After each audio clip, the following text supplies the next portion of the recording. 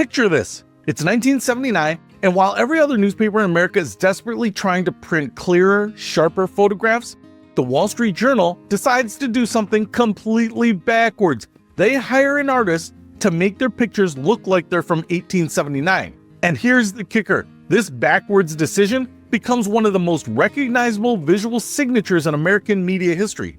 Today, we're diving into the absolutely fetched story of why the Wall Street Journal chose tiny dots over photographs and how this decision accidentally created an art form so distinctive that the Smithsonian had to have it.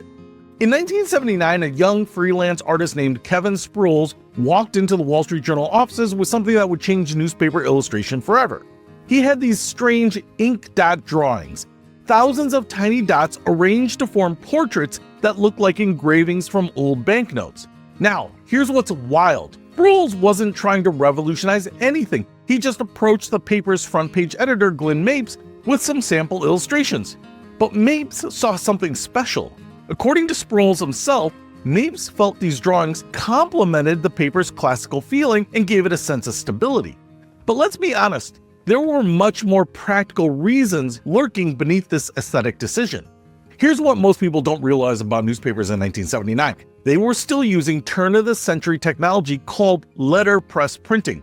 Imagine trying to print a photograph using the same basic technique newspapers used in 1900, because that's exactly what they were doing. These presses used easily smudged oil-based ink on off-white, low-quality newspaper print. The result? Photographs looked absolutely terrible. The dots that formed the pictures would bleed and smear, creating muddy, indistinct images that often left readers squinting at captions, trying to figure out what they were supposed to be looking at. The Wall Street Journal had a problem. They wanted to show people's faces, but photographs printed like garbage. Sproles' stippled drawings solved this brilliantly. They were already made of dots arranged in deliberate patterns, so when the printing process made them slightly fuzzy, they still looked intentional and elegant. It wasn't until the 1980s that most newspapers switched to offset printing that could actually reproduce photographs with decent quality. By then, the Wall Street Journal had already committed to their dot drawing signature, and it was working beautifully. But there's more to the story than just technical limitations. The Wall Street Journal in 1979 was famously conservative in its design philosophy. They were proud of being text-heavy and formal. Adding modern photographs would have clashed with their deliberately classical aesthetic. The head-cut style, that's what they called these dot drawings, short for headline cut, perfectly matched their brand identity. These illustrations look like the engravings you'd find on currency or old stock certificates. For a business newspaper, this visual connection to traditional financial documents was absolutely perfect. Plus, there's something psychologically interesting happening here. Kevin Sproles himself admitted that his feelings about the people he was drawing would influence how he depicted them. When you're hand-drawing someone with thousands of individual dots, you can't help but inject some interpretation into their likeness. The process itself is mind-blowing. Each head cut takes between 3 and 5 hours to create. The artists start with a high-quality photograph, convert it to grayscale, adjust the contrast in Photoshop, then print it out and place it on a light table. They overlay tracing vellum and begin the painstaking process of recreating the photo using only dots and lines. And here's a hilarious detail. Women are significantly harder to draw than men because of their more complicated haircuts. The artists frequently have to crop women's hairstyles for simplicity. Imagine being told your haircut is too complex for newspaper art.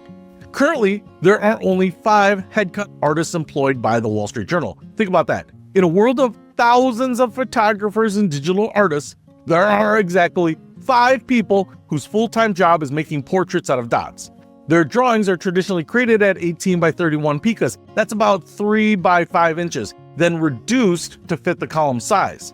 The Smithsonian Institution was so impressed by this art form that in 2002, they acquired 66 original headcut drawings and put them on permanent display in the National Portrait Gallery. That's right, newspaper illustrations sitting alongside portraits of presidents and historical figures. Fast forward to 2019, and the Wall Street Journal decided to embrace the future by teaching a computer to create headcuts. The results were, let's call them educational. The first attempts produced what one scientist described as horrific-looking drawings of people with bulging eyes and hatched faces. The AI would randomly associate patterns from existing headcuts with facial features, creating what they called terrifying monstrosities. The most challenging problem? The AI couldn't handle bald people or bearded men because the training data was mostly middle-aged men with conventional hairstyles. When they fed the system a photo of Senator Cory Booker, it tried to give him hair and literally moved part of his head in the process. Even after years of improvement, the AI-generated head cuts don't have the same quality as hand-drawn ones. As one Wall Street Journal executive put it, the ultimate badge of honor will be having our own hand-drawn stipple. Today, getting a Wall Street Journal head cut remains a serious status symbol. Politicians, celebrities, and even longtime reporters consider it an honor to be immortalized in dots. The style has become so iconic that people instantly recognize it as representing authority, tradition, and prestige. What started as a practical solution to bad printing technology accidentally created one of the most distinctive visual signatures in media. The Wall Street Journal proved that sometimes the best innovation comes from working around limitations rather than trying to overcome them. And that's the story of how America's most prestigious business newspaper chose dots over photos and accidentally created art in the process. Who knew that being old-fashioned could be so revolutionary?